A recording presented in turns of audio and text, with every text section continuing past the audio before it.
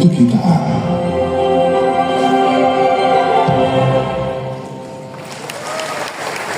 Orasi ilmiah guru besar berjudul Konvergensi Simbolik dalam Komunikasi Politik Digital Kontemporer, pendekatan tindakan komunikatif untuk menguatkan ruang publik baru di era cyber demokrasi. Hadirin sekalian, mari kita sambut Profesor Dr. Gun Gun Herianto, MSI.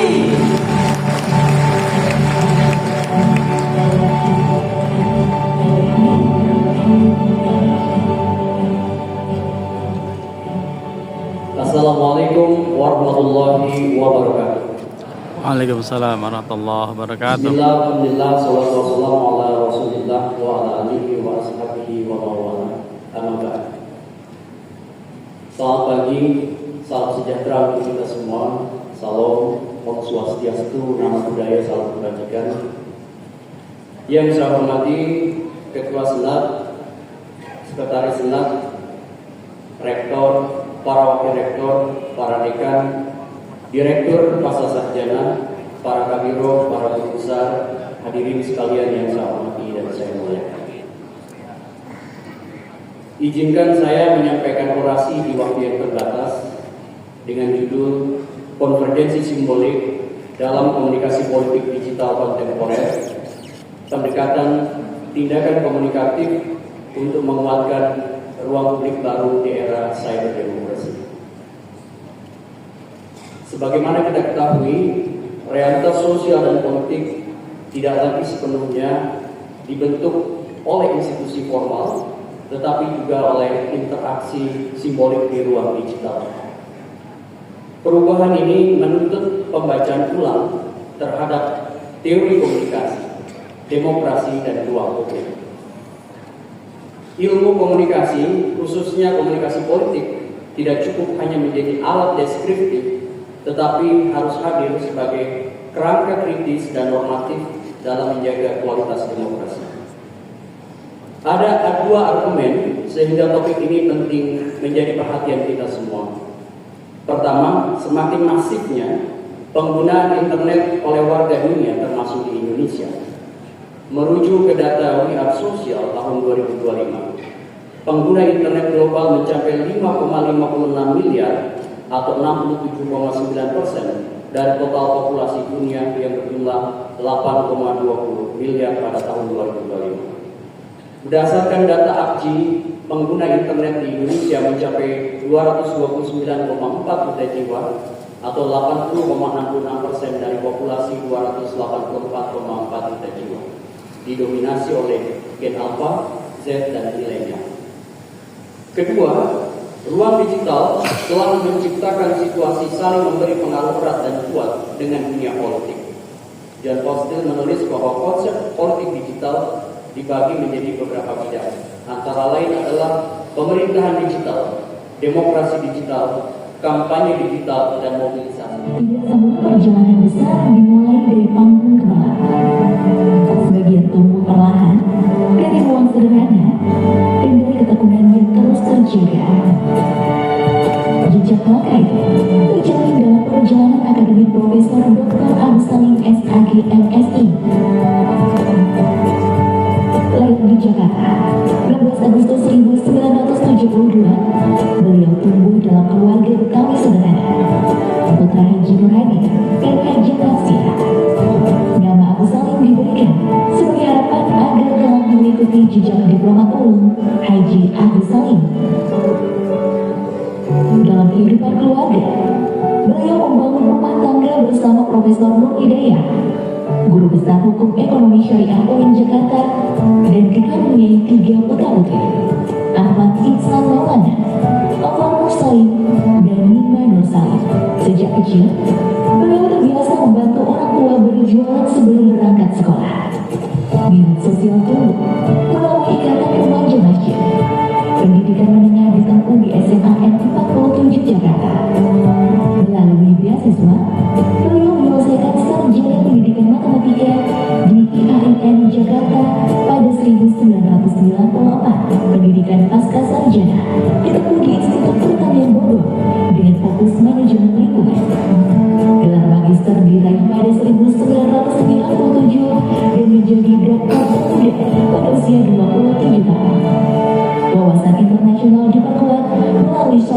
McGill University Kanada dan Deakin University Australia. Sejak 1999, beliau mengabdi sebagai dosen di UIN Syarifudaya Jakarta untuk mengawasi transisi dari IAIN menjadi UIN.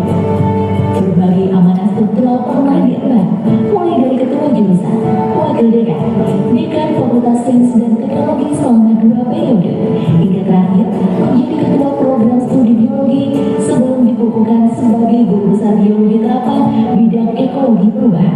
Jejaring akademik dikembangkan melalui kerjasama dengan perguruan tinggi di kawasan ASEAN, Arab Saudi, Kanada, Prancis, Jerman, Australia, Korea Selatan, dan Jepang. Di tingkat nasional, beliau dipercaya sebagai wakil rektor Universitas Maritim Raja Ali Haji Kepulauan Riau periode 2019-2022. Dalam bidang keilmuan, beliau aktif dalam penelitian, publikasi, penulisan buku, serta penyusunan amdal dan studi kelayakan pembangunan berkelanjutan.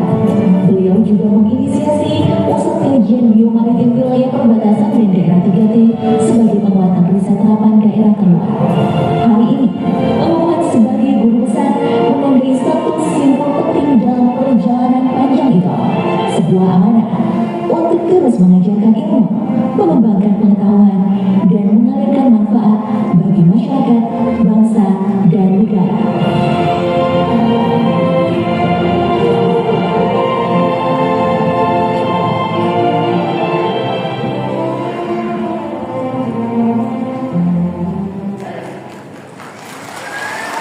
Orasi ilmiah guru besar berjudul Restorasi Ekologi di Wilayah Perbatasan dan Daerah 3T menuju Kedaulatan Lingkungan dan Keadilan Ekologis.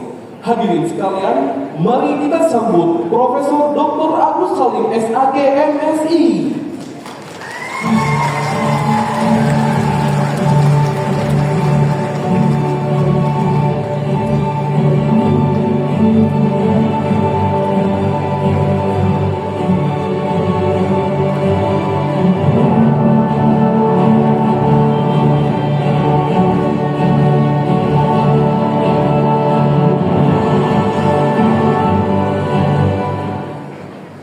Bismillahirrahmanirrahim.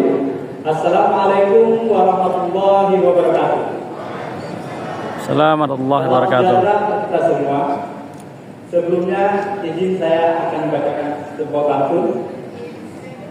Anak nelayan mendayung sampan, singgah sebentar di Pulau Rote.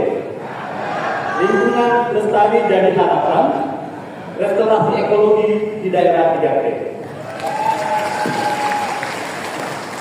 Yang terhormat Ketua Senat UIN Syarifudaya Jakarta, Sekretaris Senat Guru Besar UIN Syarifudaya Jakarta, anggota Senat Guru Besar Syarifudaya Jakarta, yang terhormat Rektor UIN Syarifudaya Jakarta beserta para warek, para dekan, dan Direktur Pascasarjana yang sudah hadir pada hari ini, dan yang terhormat juga Ketua Wali Amanat Institut Teknologi Surabaya, Institut November Surabaya, Profesor Dr. Sahrul Ahlus, yang terhormat Rektor Umrah, Profesor Dr. Agung Damar Sakti, SIP, DA, PhD. Dan juga ada Sekretaris Khusus Kementerian Kelautan Perikanan, Ibu Dia Erosari, dan hadirin kalian yang berbahagia. Orasi saya hari ini berjudul bertajuk Restorasi Ekologi di Wilayah Perbatasan dan Daerah 3T menuju Kedaulatan Lingkungan dan Keadilan Ekologis. Mengapa tema ini penting? Karena kita memiliki tanggung jawab moral untuk meninggalkan bumi dalam kondisi baik bagi generasi mendatang. Sebagaimana dalam prinsip agama kita diajarkan bahwa siapa yang menghidupkan tanah yang mati maka baginya pahala. Man ahya ardan maitatan falahu fiha ajrun wa ma akalatil awafi minha fahuwa lahu sadaqah. Inilah esensi restorasi ekologi yang menghidupkan kembali bumi melalui reforestasi, pembersihan, polusi, dan pemulihan ekosistem yang rusak di wilayah perbatasan dan daerah 3T.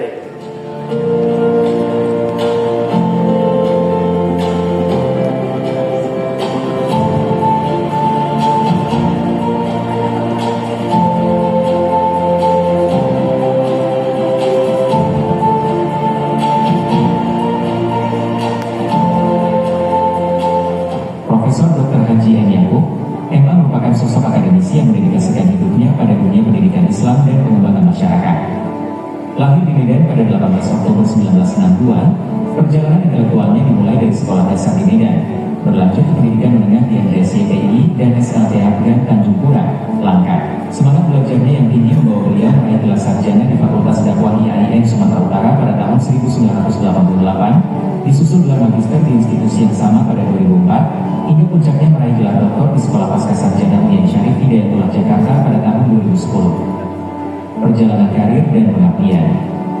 Karir profesional beliau dimulai dari titik ke bawah sebagai asisten dosen di IAIN Sumatera Utara 1989 hingga 1992. Selama lebih dari 3 dekade, beliau telah menduduki berbagai posisi strategis, diantaranya dosen tetap, mengabdi di Fakultas Dakwah dan Komunikasi IAIN Sumatera Utara 1994-2017, sebelum akhirnya bermutasi ke UIN Syarif Hidayatullah Jakarta sejak 2018 hingga saat ini.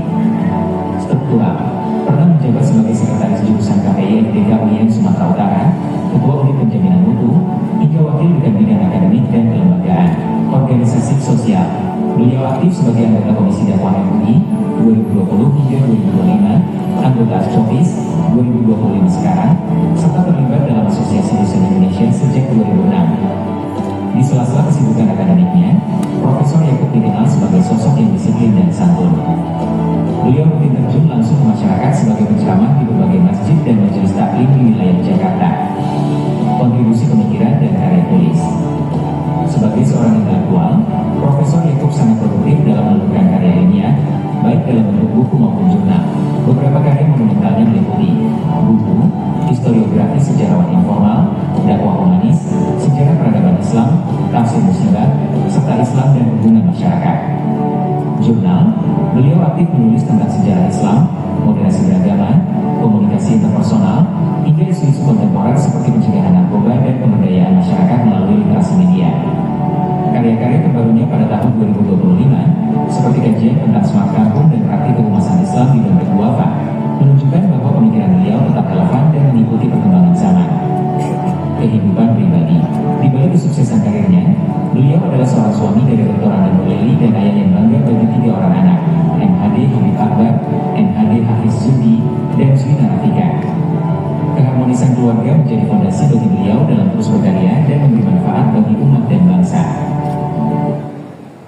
Orasi ilmiah guru besar berjudul Ekologi Spiritual Sejarah dan Peradaban Islam, rekonstruksi jalan pulang bagi umat manusia dan semesta. Hadirin sekalian, mari kita sambut Profesor Dr. M. Yakub MA.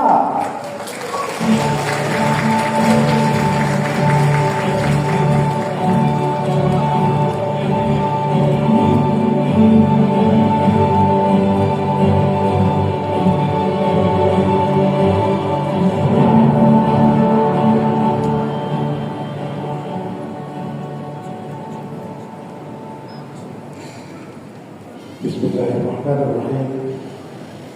Assalamualaikum warahmatullahi wabarakatuh. Assalamualaikum warahmatullahi wabarakatuh. Yang terhormat Rektor UIN Syarif Hidayatullah Jakarta, Profesor Dr. Asep Saifuddin Jahar MA, PhD, dan para wakil rektor. Yang terhormat Ketua Senat UIN Syarif Hidayatullah Jakarta, Profesor Dr. Dede Rosada MA, dan Sekretaris Senat Profesor Dr. Masri Mansur MAG. Yang terhormat seluruh anggota Senat UIN Syarif Hidayatullah Jakarta.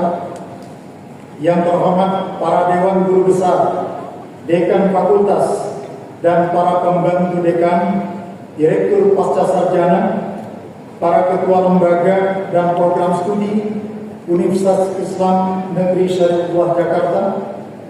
Yang terhormat kolega dosen, tenaga kependidikan, para mahasiswa dan alumni, tamu undangan yang saya muliakan, serta keluarga yang saya cintai.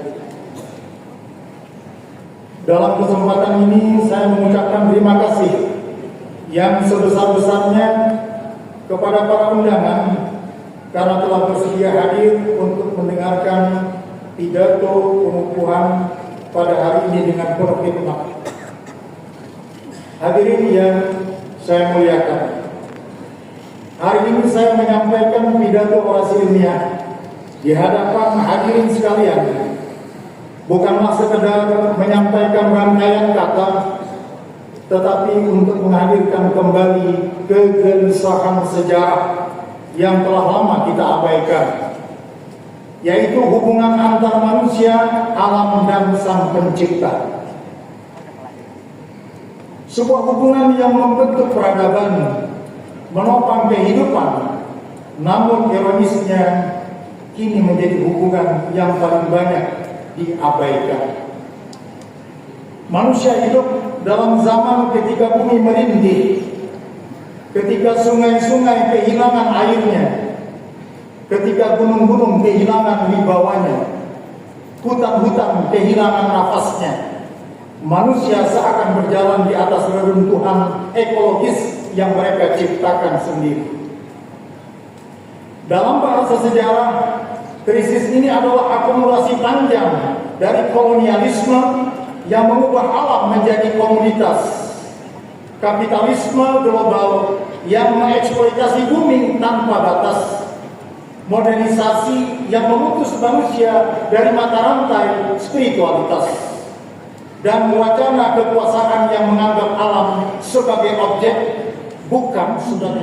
Lahir di Karangmulia pada 12 Desember 1971 sebagai buah cinta ayahanda dan ibundanya tercinta, Haji Syarif dan Hajah Maisarah. Pendidikannya dimulai di MI Darul Fallah Tangerang, MTS Darul Tafsir Bogor, dan Madrasah Aliyah Jamiiyah Islamiyah Tangerang. Ia mendapatkan gelar SH dari program Double Degree FSH UIN Jakarta dengan predikat cum laude. Studi S1-nya di FSH UIN Jakarta diselesaikannya dengan beasiswa dari Yayasan Super Senar, dan studi S2 dan S3-nya di Pascasarjana UIN Jakarta dituntaskannya dengan beasiswa dari Kementerian Agama. Ketika semester 1, ia dinobatkan sebagai jawara kitab kuning se-UIN Jakarta setelah ia berhasil menumbangkan para seniornya yang ketika ikut lomba rata-rata sudah duduk di semester 6 dan 8. Prestasinya ini sangat menggoda wartawan Panji Masyarakat untuk menerbitkan biografinya dalam majalah Panji Masyarakat pada 1990. Jabatan yang pernah disandangnya adalah Wadid 1 FSH UIN Jakarta tahun 2006 sampai 2010. Cita-citanya untuk go internasional terrealisir pada tahun 2010 seiring ia dilantik pemerintah kerajaan Malaysia sebagai dosen tamu senior pada University Malaya, Kuala Lumpur. Pada 14 Mei 1998 yang menandai dimulainya Orde Reformasi di Indonesia, ia menikah dengan gadis pujaannya, Hajah Tasmiyah, SAG, MA, putri sulung Kiai Haji Tobrani Tukir. Ia telah dikaruniai 2 orang putra, yakni Syarif Muhammad Hikam Al-Arifin, SH, dan Muhammad Ayatullah Robani, SH, serta 1 orang putri, yaitu Ratu Zahra Alfi Rahmah. Tulisannya telah banyak dipublikasikan, dan yang paling anyar, artikelnya yang berjudul Zohran Mamdani dan Partisipasi Politik Minoritas dimuat dalam netizen.republika.co.id pada tanggal 12 November 2025. Bukunya yang paling kontroversial adalah Presiden Non-Muslim di Negara Muslim yang dipublikasikan Sinar Harapan pada tahun 2006 dan diangkat TV Uang sebagai isu nasional dalam acara debat pada tahun 2009. Pengalaman luar negerinya, pertama, Arab Saudi untuk melaksanakan tugas sebagai tim pembimbing ibadah haji pada tahun 2007. Kedua, Singapura tahun 2009 untuk penelitian aliran sesat di Singapura. Ketiga, Brunei Darussalam tahun 2018 untuk menguji disertasi calon doktor pada University Islam Sultan Syarif Ali, Brunei Darussalam. Selanjutnya, orasi ilmiah guru besar berjudul partisipasi politik minoritas menurut perspektif hukum tata negara Islam, perbandingan dan relevansinya dalam konteks Indonesia dan Singapura. Hadirin sekalian, mari kita sambut Profesor Dr. Andes Kiai Haji Mujar Ibnu Syarif SHMAG.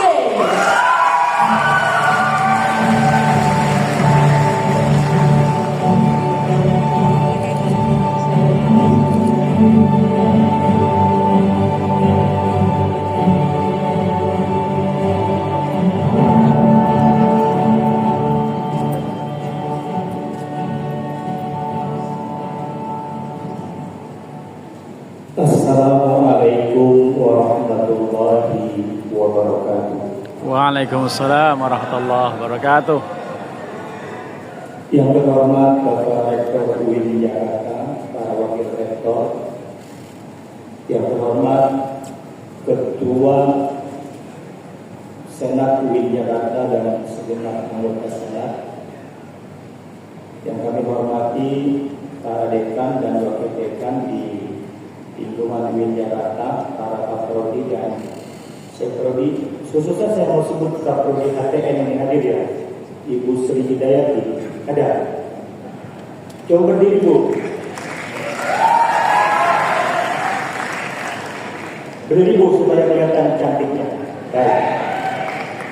Yang kami hormati juga para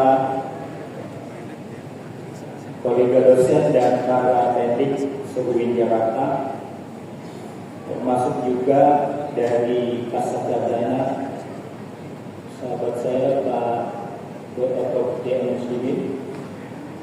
Prof. Tolabi nggak boleh saya tinggal, saya lupa. Ini beliau yang terus ingetin terus ini akan profesor. Jadi akibat beliau sering tidur, akhirnya jadi juga saya profesor. Baik, terima kasih Pak. Kemudian saya mungkin agak berbeda, saya mau terima kasih di depan. Pak Rektor terima kasih, semuanya terima kasih. Itu para kawan-kawan saya. Ada 16 adik ipar saya. Itu dikomandoi oleh Om Sururi. Berdiri Om. Terus ada istri saya yang tercinta, saya nggak terima kasih dengan beliau. Berdiri Mak. Berdiri. Ini dia bekas pacar saya Pak. Terus yang lain-lain, mahasiswa saya undang supaya juga termotivasi untuk menjadi profesor. Coba berdiri semua mahasiswa saya dan berikan tangan. Dan tentu yang tidak bisa saya lupakan, terima kasih kepada ayah dan ibu saya almarhumah. Secara fisik beliau tidak hadir di sini, tapi secara metafisik saya yakin keduanya hadir menyaksikan saya dikukuhkan pada hari ini. Semoga emak dan bapak saya itu happy dalam surga Allah Subhanahu wa ta'ala. Yang lain-lain yang tidak sempat saya sebut untuk berterima kasih, anggap aja semuanya saya sebut dan saya ucapkan terima kasih yang sama, termasuk para hadirin wal hadirat segenap tamu undangan yang sabar menanti pidato saya yang belum saya mulai ini sampai akhir ya saya yakin. Terima kasih para dosen dari PESA. Ada kolega saya itu ada dokter cucu dia nggak praktek hari ini, dokter coba tolong berdiri. Dia meninggalkan prakteknya dan hadir menemui saya di sini. Terima kasih. Saya akan memulai orasi ini adalah judulnya partisipasi politik minoritas menurut perspektif hukum tata negara Islam perbandingan dan relevansinya dalam konteks Indonesia dan Singapura.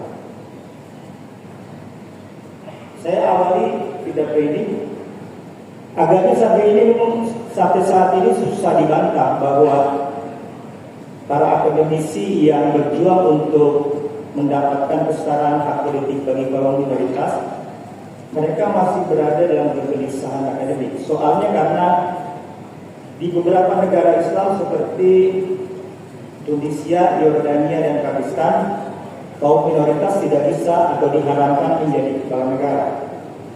Sebaliknya di beberapa negara non-Muslim seperti di Argentina, Monaco, dan Norwegia, begitu juga orang Islam tidak dibenarkan untuk menjadi kepala negara. Partisipasi politik itu artinya adalah sebuah kegiatan warga negara yang dimaksudkan untuk menggapai tujuan-tujuan politik, antara lain mencalonkan diri untuk menjadi pejabat politik, termasuk menjadi presiden dan lain-lain jabatan. Di kalangan para ulama terjadi kontroversi atau perbedaan pendapat. Paling kurang ada 3 pendapat. Yang pertama, pendapat yang mengharamkan minoritas non-muslim untuk menjabat semua jabatan politik, termasuk menjadi RT atau RW. Yang kedua, boleh untuk semua jabatan. Ini di antara lain dianut oleh para liberalis. Sebagai contoh saya sebut nama di sini Abdullah Ahmad Naif. Kalau yang pendapat pertama itu dianut antara lain oleh Said Qutb. Ketiga, boleh menjabat non-muslim itu di negara mayoritas muslim, kecuali jabatan sebagai kepala negara, itu yang tidak boleh. Sementara di Indonesia paling kurang ada 3 pendapat. Non-muslim haram menjadi atau berpartisipasi khususnya untuk menjadi presiden di Indonesia. Ada yang menyatakan semua jabatan politik tidak boleh dipegang non-muslim di Indonesia. Ini pendapat Pak Rizik Sihab. Kemudian yang kedua, halal semua jabatan dipegang non-muslim termasuk presiden. Ini pendapat almarhum Gus Dur. Gus Dur menyebut ayat yang melarang itu tidak cocok. Karena ayatnya la yattakhizul mu'minuna al-kafirina awliya. Yang disebut kata Gus Dur itu awliya. Awliya artinya teman atau pelindung, bukan pemimpin. Kalau disebut la yattakhizul mu'minuna al-kafirina umara, itu baru cocok kata Gus Dur. Jadi Gus Dur menganggap ayat-ayat yang digunakan oleh yang menolak itu tidak pas. Kemudian yang terakhir, halal non-muslim menjadi pejabat politik di luar jabatan kepala negara. Ini adalah pendapat Bapak Kiai Haji Ali Yakti yang mendasarkan pendapatnya pada konsep Zimmi Harbi. Dalam konsep Zimmi Harbi itu kaum Zimmi dianggap warga taklukan, karenanya tidak boleh menjabat atau duduk pada kursi kepala negara. Sementara di Singapura ada 2 pendapat yang menyatakan kaum muslim minoritas Singapura haram untuk menjadi pejabat politik di Singapura. Kalau ada yang berani menjabat itu dianggap murtad dan halal dibunuh. Karena orang murtad yang paling setimpal hukumannya adalah mati.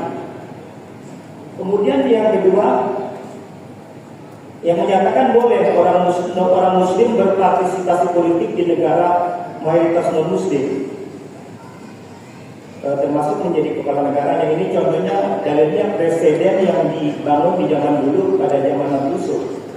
Beliau pernah menjadi pejabat politik sebagai semacam menteri keuangan. Dikenal sebagai pribadi yang rendah hati dan moral, namun cerdas dan berat.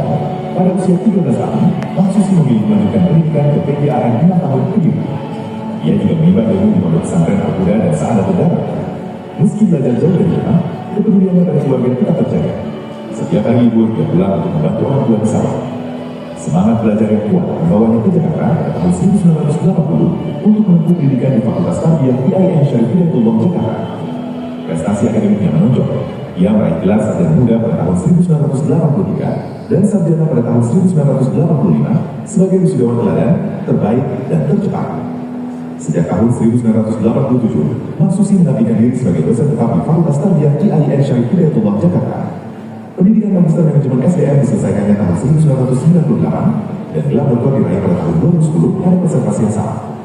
Dalam kehidupan keluarga, Mahsusi menikah dengan Mas Tanah pada tahun 1984. Dari pernikahan tersebut, ia dikaruniai 4 putra, Fahmi, Fauzi, Faisal, dan Fikri, yang seluruhnya menempuh pendidikan tinggi di dalam luar negeri.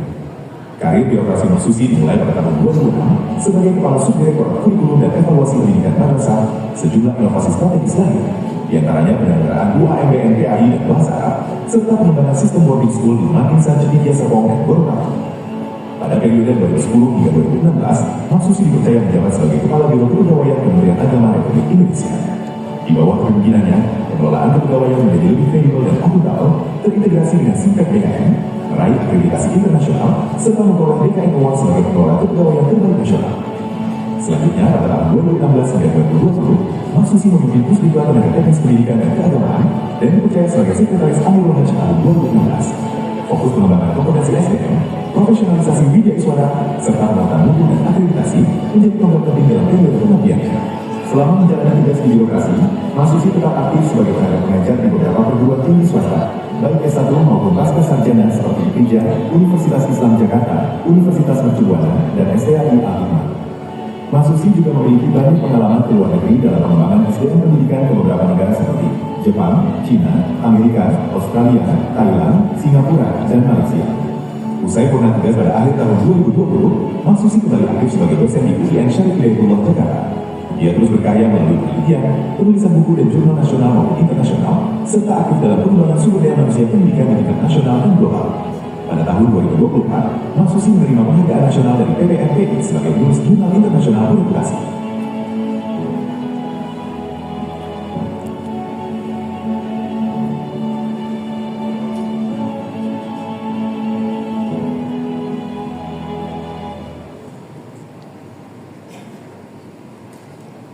Orasi ilmiah guru besar berjudul Integrasi Nilai Religiositas dalam Mewujudkan Sumber Daya Manusia Unggul Pendidikan Islam. Hadirin sekalian, mari kita sambut Profesor Dr. Haji Mahsusi MM.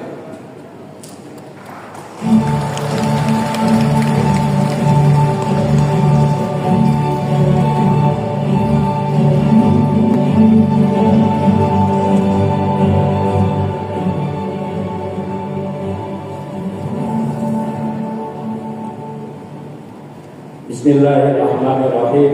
Assalamualaikum warahmatullahi wabarakatuh. Waalaikumsalam warahmatullahi wabarakatuh. Wassalatu wassalamu ala Rasulillah wa la haula wa la quwwata illa billah, amma ba'd.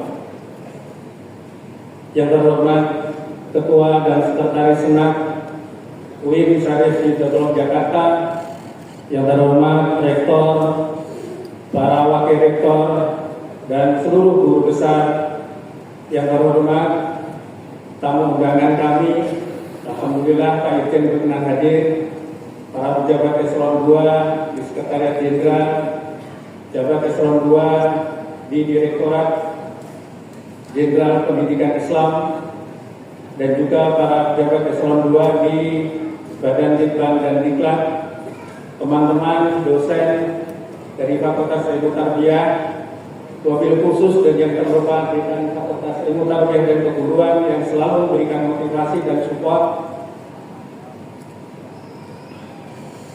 Hadirin yang berbahagia, izinkanlah saya akan menyampaikan pidato pengukuhan guru besar bidang manajemen SDM pendidikan Islam dengan judul Integrasi Religiositas dalam Mewujudkan SDM Unggul Pendidikan Islam. Hadirin yang berbahagia, globalisasi dan perkembangan teknologi berlangsung sangat cepat. Kemampuan intelektual generasi muda meningkat, tetapi kualitas moral dan etika justru melemah. Terjadi pelemahan karakter dan krisis nilai. Data KPAI misalnya menunjukkan meningkatnya kekerasan pelajar dan penyimpangan etika digital menjadi indikasi bahwa pendidikan kita kehilangan ruh dan fondasi nilai.